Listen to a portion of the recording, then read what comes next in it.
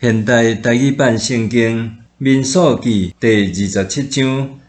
色勒非合的查某囝，约瑟的后代马西之族中间有马西的元孙、马结的曾孙、基列的孙、希弗的囝，色勒非合的查某囝就是马拉、那阿、哈拉、密加、得撒。因来会幕门口徛伫摩西、祭司以利亚撒甲众首领以及会众的面前，讲：阮老爸死伫旷野，毋是因为甲可拉迄党的人斗阵攻击上主，是伫家己的罪中死。毋过伊无后生，是安怎？因为阮老爸无后生，就将伊的名对伊的宗族摕掉，请对阮老爸的兄弟分产业互阮。摩西就将因的案件提到上主的面前，上主命令摩西讲：色勒非合的查某囝讲了有理，你一定着对因老爸的兄弟分土地，互因做产业，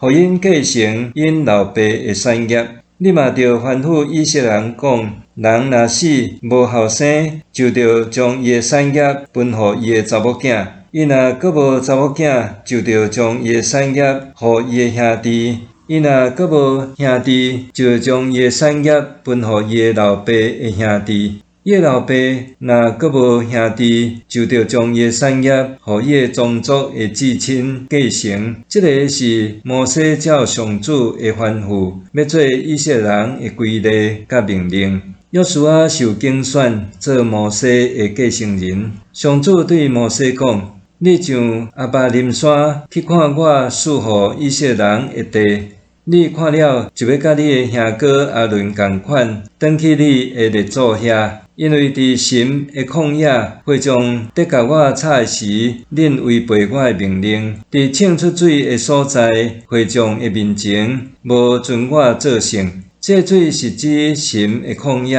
加利斯的米利巴水泉。摩西对上主讲：上主，你是赏赐性命予世间人的上帝，求你设立一个人来治理会众，伫因中间出入，